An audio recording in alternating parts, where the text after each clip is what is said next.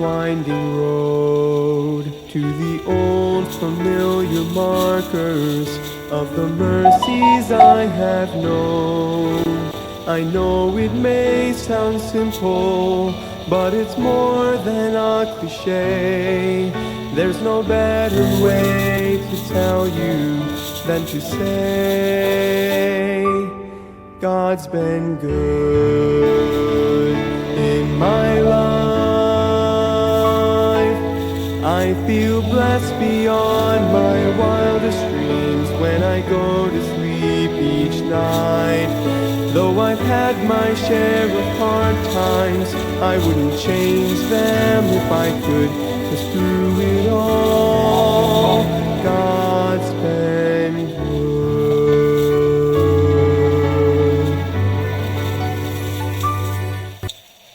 Magandang gabi po sa bawat isa sa atin. Muli tayong naka-live para po sa ating daily words of encouragement. Ngayong gabi ito, ang Diyos po ang patuloy na magpala sa bawat isa po sa atin sa pag-aaral po natin ng salita ng Diyos. Alright, tayo po muna ay manalangin. Dakilang Ama, Diyos namin banal, salamat po sa gabi ito na natututo na naman po kami ng inyong salita. Bigyan niyo po kami ng pangunawa sa aming pong mga talatang babasahin at makapulot po kami muli ng encouragement at prinsipyo na may isa sa buhay po namin, Panginoon, para sa kapupuri po ng inyong pangalan. Ama, patawad sa lahat ng kasalanan.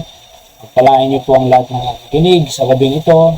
At ingatan niyo po ang kanilang pamilya. Patibayin po ang kanilang relasyon sa inyo. Ito po ang aking dalangin sa pangalan po ng aming Panginoong Jesus. Amen. Mark 16 na po tayo. Last chapter na po ito ng Mark. At Mark. Tapos ibang book na po tayo ulit. Okay? So, Mark chapter 16 verses 1 to 8, the Bible says, "And when the Sabbath was past, Mary Magdalene, and Mary the mother of James and Salome, had bought sweet spices, that they might come to and anoint him. And very early in the morning, the first day of the week, they came unto the sepulchre at the rising of the sun, and they said among themselves, Who shall roll us away the stone from the door of the sepulchre? And they looked, they saw that the stone was rolled away, for it was very great. And entering to the sepulchre, they saw young men sitting on the right hand, clothed in a long white garment, and they were affrighted. And he said unto them, Be not affrighted. You seek Jesus of Nazareth, which was crucified. He is risen. He is not here. Yan po ang pamagat natin. Behold the place where they laid him. But go your way, and tell his disciple and Peter, that he goeth before you into Galilee. There shall see him, as he said unto you. And they went out quickly, and fled from the sepulchre, for they trembled and were amazed. Neither said they anything to anyone, for they were afraid. Okay, so yan po ang mga talatang binasa po natin.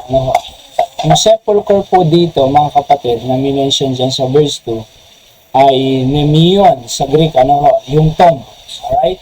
So yung tomb po, yung libingan, yung grave, mga kapatid. Alright? Yung grave naman po dito na sa verse 4, for it was very great, ay megas, sa Greek. Big, very wide, heavy. Okay, so napakalaki niyan, napaka-wide yan, tapos mabigat pa po dahil sa bato nga po yan. At yung affrighted po dito ay greatly amazed, to astonish utterly. So, in other words po, natakot sila. Okay, sapagkat wala na kumbaga, nabuksan. Tapos yung pagpunta nila doon, wala na yung katawan ng ating Panginoong Jesucristo, mga kapatid. At yun po ang kwento po dito. Alright, so pag-aralan po natin ang mga nangyari. So number 1, very early in the morning on the first day of the week, they came unto the sepulchre at the rising of the sun. According po dito sa verse number 2. Okay, sapagkat nga po, ang sabi nila ay they might come to anoint him. Kaya lang ang problema po nila, of course, mabigat yung bato hindi naman nila sinong magro-roll away nun, sabi nga nila. Oo. So pero pagdating nila doon ay nabuksan, kapatid. Oo. So si Mary Magdalene at Mary the mother of James ay sila po yung pumunta po doon from the first day of the week. Pag pinag-aralan niyo po yan, the first day of the week, kung titignan din po natin sa ating calendar, ay linggo po. Alright? So letter A, sabi ko, the first day of the week is Sunday. Letter B, going to the house of God on Sunday is a celebration of Christ's resurrection. Bakit po tayo pumupunta ng worship tuwing Sunday? Because to celebrate Christ's resurrection, kapatid. Diba? At pagpapasalamat sa kaligtasan na ipinagkaloob niyo po sa atin. Oho, kung ligtas ka, at tiyak mo sa langit ka pupunta, nararapat lang po na nasa church tayo pag linggo. Kahit mga services po natin like prayer meeting, Sunday morning, Sunday night, sapagkat bilang pasasalamat sa ginawa ng Panginoon sa ating sakripisyo na siya po ay namatay libing pero nabuhay na magmuli, at pagpunta po natin dyan, pasasalamat po yan ng Christ Resurrection Sunday. Alright? So yung iba naman ay Saturday. Oo, kumbaga sabi nila ang Sabat, ang pagsamba ay Sabado. Okay? Sabado. So kung gusto po nila yun, Sabado, ay hindi naman po natin sinasabing mali. Oo. Pag linggo, sabi natin linggo, ay wag naman din nila sabihin mali tayo, di ba? Sapagkat sa katunayan po, ang worship ay araw-araw po yan, kapatid. Hindi lang po Sunday ang mabait tayo, banal, maayos. Pag Lunes na, iba na yung suot mo. Yung pag Martes, iba na yung salita mo. Pagka Miyerkules, iba na yung direksyon mo. Hindi. Araw-araw po ay worship sa atin. Ngayon, kung gusto nilang Saturday, so be it, di ba? So be it. Alright? Hindi mali ang ginagawa po nila. Pag linggo naman, sa atin, ay hindi rin naman pwede ni silang i-judge na mali ang ginagawa natin sapagkat meron naman po tayong batayan. Oho.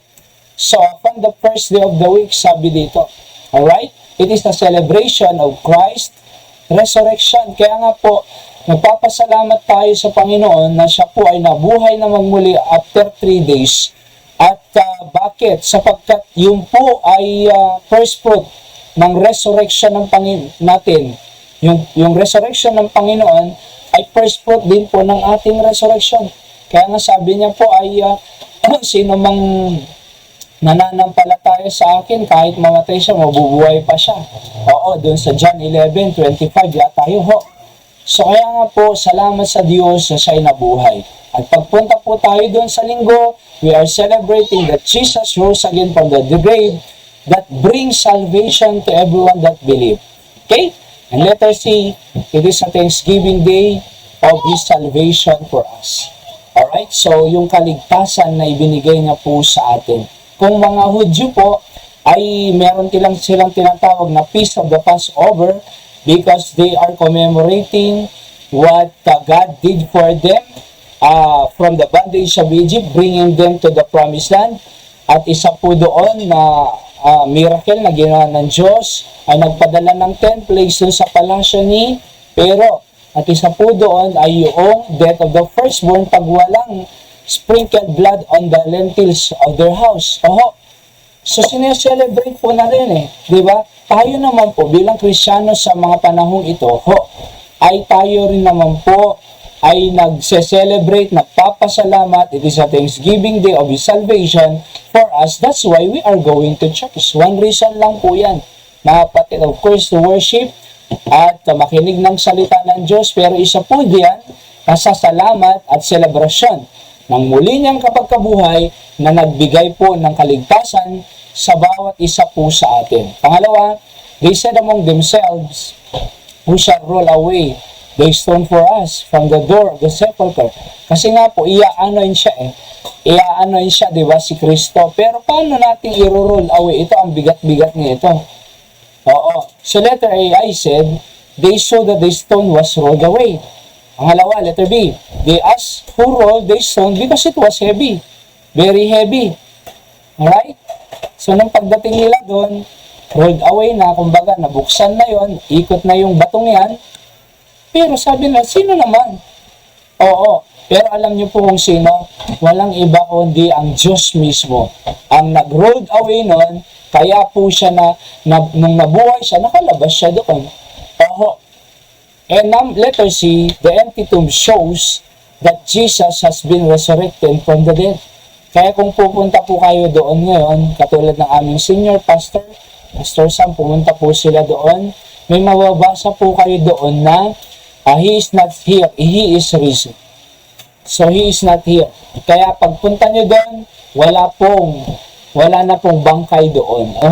Because Jesus Christ, our Savior, has been resurrected from the dead. So, kaya nga, rolled away na di ba? And letter D, sabi ko, truly that we are serving a risen Savior. Salamat sa Diyos, hindi po patay ang Diyos natin. Hindi po patay ang pinaglilingkuran natin Diyos. Nakakadungkot naman. Yung iba ay pinaglilingkuran nila ay patay na Diyos. Nasabi ng Biblia, kumuha lang sila ng kahoy sa bundok at inukitan nila, at ginawa, nilagyan nila ng mata, kalahin nyo yun, yung Diyos nila, linagyan ng mata, linagyan ng ilong, ng bibig. Kaya lang, yung mata hindi nakakakita, yung bibig hindi nakapagsalita, yung tenga hindi nakakarinig, yung kamay hindi nakakagalaw. So, patay na Diyos, kapatid. Kaya ang Diyos natin ay nasa langit. If we are worshiping God, we are worshiping Him in spirit and in truth, sabi ng Biblia. In spirit and in truth. Spirit po. Hindi po nakikita ang Diyos, kapatid. Kaya kung ang Diyos mo ay nakikita, patay na Diyos yan. Wala po sa dingding ang Diyos. Wala po sa kung saan-saan man nakikita ang Diyos. Spirito po ang Diyos, kapatid. At doon po tayo, sabi nga ng Biblia, sa katunayan, ang Diyos po ay jealous God. Sabi doon sa Book of Exodus. Kung siya ay jealous God, ayaw niya po ng ibang may kasama. Ayaw niya po na may kaagaw. Kaya huwag kang sabi ng Ten Commandments doon sa Exodus 20, huwag kang gumawa ng imahin. Dito po sa Camden City, dyan sa Catholic Church, ay nung dumaan po kami dyan, nakita ko po yung Ten Commandments, sabi doon. Tapos, sabi ko, wala yung thou shalt not make any graven images Alam niyo kung hinati nila yung isang verse para dinagay sa second commandment, tapos hanggang 10 pa rin naman, kaya lang hinati yung isa. Anong tinanggal? Yung thou shalt not make any graven images. Ang katunayan mo po, karumal-dumal po yun sa katunayan po, at pagbabawas po ng salita ng Diyos yun. Sabi nga ng Book of Revelation, pag binawasan mo ang salita ng Diyos, tatanggalin ng Diyos yung pangalan mo sa aklat ng buhay pero ang Diyos po ang bahala doon, di ba? He has the divine prerogative. Alright? Kaya alam nyo po, mga kapatid, hindi po tayo pwedeng maglingkod sa isang Diyos na ginawa. Hindi po, wala pong itsura ang Panginoon. Yung si Mel Gibson, yung gumanap ng Jesus Christ, the Passion of the Christ, sabi nga, wag niyo akong isulat dyan. Hindi ako nag-movie para ilagay niyo ang mukha ko sa inyong doorpost. Huwag niyo akong ilagay dyan, parang awa niyo na wag ako. Hindi ako Diyos, sabi niya, gumanap lang ako, kailangan ko ng pera So, wala pong nakakaalam ng itsura ng Diyos. Spirit, wala pong camera noon, walang Kodak, sabi nga ni Pastor Ede. Walang Kodak. So, truly that we are serving a risen Savior. Buhay po ang Diyos natin, hindi po patay. Hatlo, entering into the sepulchre, they saw young men sitting on the right hand, clothed in a long white garment. Letter A, sabi ko, Jesus Christ is the young man they saw. Letter B, Jesus said to them, be not afraid. Huwag kayong matakot. Afraid po yun, yung be not afraid. Letter C, He told them that Jesus of Nazareth is risen and He is not here, talking about Himself.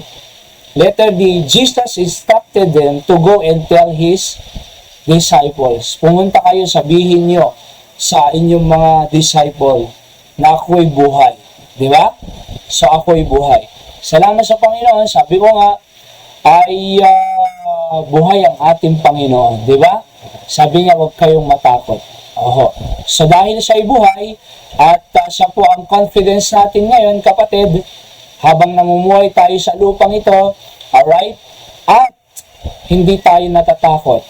Hindi tayo natatakot mamatay sapagkat alam natin na sa langit tayo pupunta. Because He was resurrected and we believe Him. The Bible says, ang sino mang sasampalataya sa akin, kahit mamatay siya, mabubuhay pa siya. Di ba? So kaya, hindi po tayo natatakot mamatay. Hindi rin po tayo natatakot sa anumang nangyayari sa buhay, sa mundong ito. Bakit? Kasama natin ang Panginoon. Kaya kung hindi ka patiyak din sa langit ka pupunta, siguraduhin mong manampalataya ka, tinanggap mo ang Panginoon bilang sariling tagapagligtas. Hindi po relihiyon ang magliligtas sa atin. Hindi po 10 utos, hindi po penitensya, pagpapako sa cross, hindi po good works, hindi po bautismo, bunyag, kumpisal, rosaryo, hindi po komunyon. Ang tanging magliligtas po sa atin ay pananampalataya kay Jesus. Hindi sa gawa, sa biyaya ng Diyos. Panampalatayanan mo. Because faith, trusting Jesus alone to save your soul. But good works is trusting yourself. And if you trust yourself, you will pay your own sin to the pit of hell in hell. Kaya nga po, repent, sabi ng Bible. Change your mind. Hindi mo kayang iligtas sarili mo. Hindi relihiyon. Si Jesus lang. Alright? Pag pinanampalataya niyo siya, tinanggap, sabi ng Biblia, kayo ay ililigtas ko, mabubuhay kayo. Sa ating pong principles of the day, the God whom we are serving is alive and well. Therefore, we must be active in His ministry. Buhay siya Diba? Buhay na buhay ang ating Diyos. Kinakailangan active din po tayo. Hindi yung parang patay ang Diyos sa'yo. Wala kang ginagawa, hindi ka nagsusaluin hindi ka nagsisimba, hindi ka bumabalik ng Sunday afternoon. Hindi ka nag-prayer meeting, parang patay ang Diyos sa'yo Diba? Oo. Bakit? Ang tiwala mo sa sarili mo, hindi sa Diyos. Oo. Hindi ka active sa winning, hindi ka nag-involve sa church. Parang patay ang Diyos. Oo. So dapat magtiwala tayo sa Diyos sapagkat buhay siya. Sumunod tayo sa Panginoon. Pangatlo, our greatest work is sharing the Savior so that people might be saved from hell. So katulad ng kanyang mga disciples, diba mga kapatid? Tell, sabi niya. Sabihin niyo. Oo. Sa mga disciple, diba? Tell his disciple, sabi dito sa verse 7. Yeah. But go your way, tell his disciple and Peter and go. Ayan. So tell his disciple. Kaya nga po, our greatest work is sharing the Savior so that people might be saved from hell. Para maligtas po tayo maligtas ang ating pamilya, mahal sa buhay, para sa langit tayo pupunta. Huwag tayong selfish sa kaligtasan natin. Ikaw ligtas, sila hindi. Share. Alright? Tayo po manalangin. Dakilan Diyos, salamat sa inyong salita. Panginoon, help us to share the word, the gospel of the Lord Jesus Christ at to our loved ones. Pagpalaan niyo po ang lahat ng ito sa aming buhay. Salamat because we are serving our risen Savior. Bless our family because we are following and trusting the God that is alive, not only ascended up in heaven, seated at the right throne of God, but also our God whom we are serving is living within us. Kaya Panginoon, salamat sa lahat. Ito po ang aking dalangin sa pangalan ng Panginoong Jesus. Amen. So magandang gabi po sa bawat isa sa atin. Pagpalain po tayo ng Panginoon. Shout out Kuya Hans sa Magbulacan at lahat po ng nakikinig. God bless us all. See you po on our next episode.